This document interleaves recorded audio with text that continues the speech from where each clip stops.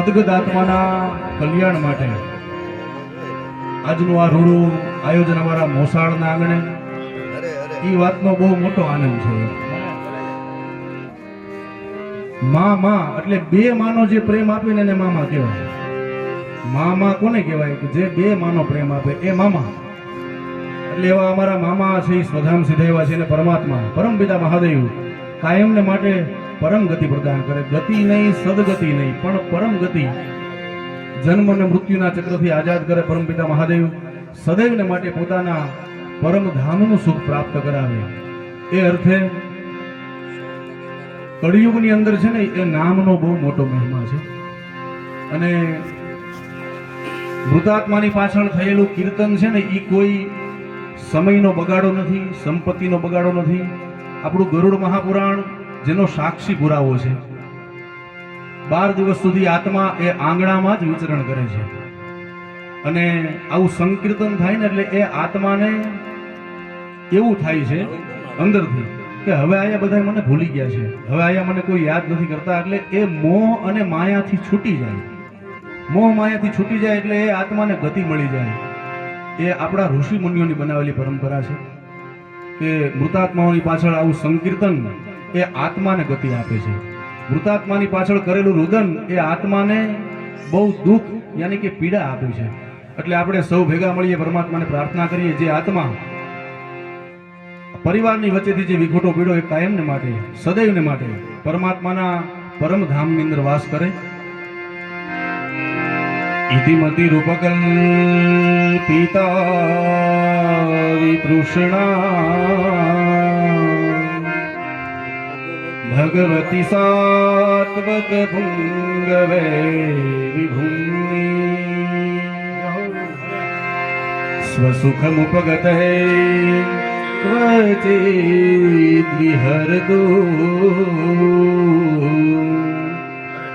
પ્રકૃતિમુપે યુષ્યદ ભવ પ્રવાહ. પિતામહ ભીષ્મજી બાણશૈયા ઉપર સૂતા છે અને સામો દ્વારિકા વાળો ઉભો છે, ધર્મરાજ યુધિષ્ઠિર ઉભા છે. આ પ્રથમ શ્લોકમાં પિતામહ ભીષ્મ છે પોતાનું સર્વસ્વ પરમાત્માને અર્પણ કરે છે. બીજા શ્લોકમાં ભગવાન કેવા છે એનું વર્ણન દાદા ભીષ્મ કરે છે. કેવા છે પરમાત્મા? ત્રિભુવન કમલમ તમાલ વર્ણમ રવિકર ગૌરવરાંબરમ દધાન પુરલકુલાવૃતાનનાબ્જમ વિજય સખૈરતિરસ્તુ મૈનવદ્યા. બોલીએ શ્રી કૃષ્ણ કનૈયા. ભજન એક સત્ય નામનું કરીએ રે, ભજન એક સત્ય નામનું કરીએ રે, ભજન એક પ્રભુ નામનું કરીએ રે, ભજન એક પ્રભુ નામનું કરીએ રે.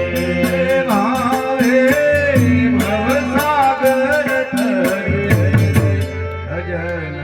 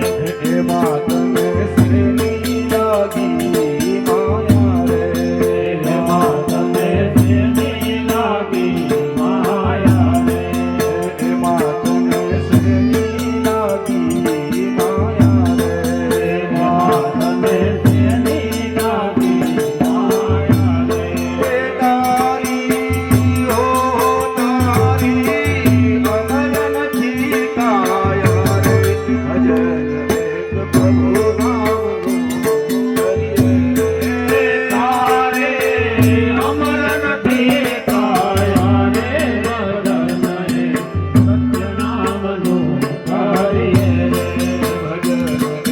પ્રભુ નામનું કરીએ ભજન હે પ્રભુ નામનું કરીએ ભાવે ભવસાગર તરીએ ભાવે ભવસાગર તરીએ ભજન એક સત્ય નામનું કરીએ ભાવે ભવસાગર તરીએ ભજન હે સત્ય નામનું કરીએ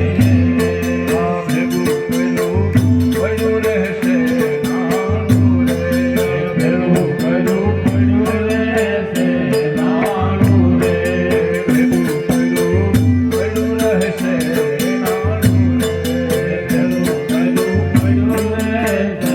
રે આ ભોજનિયાનું ભેલું રહેશે ભાડું રે ભોજનિયાનું ભર્યું રહેશે ભાણું રે ભોજનિયાનું ભેલું રહેશે ભાડું રે ભોજનિયાનું ભર્યું રહેશે ભાણું રે ચિંતાનું આવી જશે કાણું રે ભજન એક સત્ય નામનું કરીએ આવી જશે તારું રે ભજન હે સત્ય નામનું કરીએ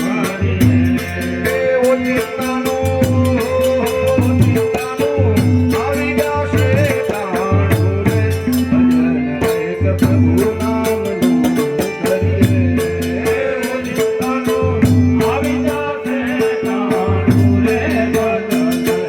સત્ય નામનું કરીએ ભાવે ભવસાગર તરીએ ભાવે ભવસાગર તરીએ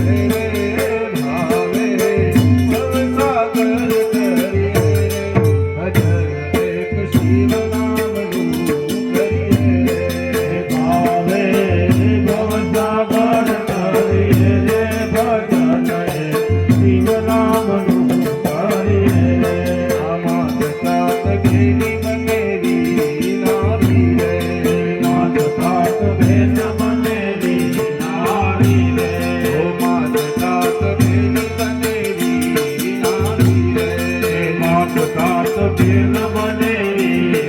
નારી રે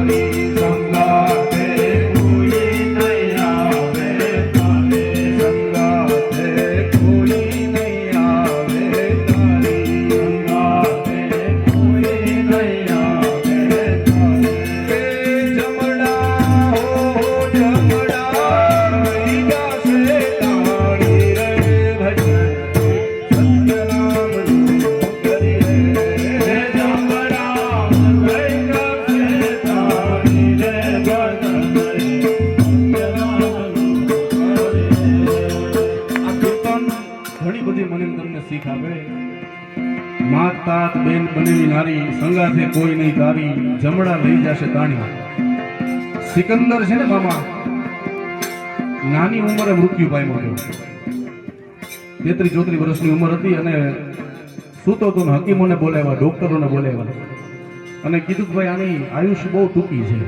આનું થોડા સમયમાં મૃત્યુ થાય પછી એની માએ એને કીધું કે દીકરા તું હોયો જાય તારી યાદ મને બહુ આવશે હું તારી વગર જીવી નહીં શકું ત્યારે સિકંદરે જીવતા એમ કીધું હતું માં જ્યારે તને મારી યાદ આવે ને ત્યારે તું કબ્રસ્તાનમાં આવીને ખાલી મારું નામ લેજે એટલે હું તારી યારે વાતો કરીશ એ થોડો સમય થાય સિકંદરનું મૃત્યુ થાય એ દફન વિધિ પૂરી થાય અને પછી માને દીકરાની યાદ આવે છે એટલે માં દોડી દોડી કબ્રસ્તાનમાં જાય અને અવાજ કરે બોલ માં ત્યારે કબ્રસ્તાનમાંથી 1 2 5 ને હજારો અવાજ આવે બોલ માં માં છે અચરજ પામી કે આ શું પછી મૂળ રૂપમાં સિકંદર પ્રગટ થયો અને કીધું કે માં અહીં નહોતો આવ્યો ને ત્યાં સુધી મને એમ હતું કે હું એક જ સિકંદર છું અહીંયા આવ્યા પછી મને ખબર પડ્યું કે મારી જેવા મારી પહેલા આયા હજારો દફન થઈ ગયા એની મને ખબર નહોતી માટે કીધું ભજન એક સત્ય નામનું કરીએ ભજન એક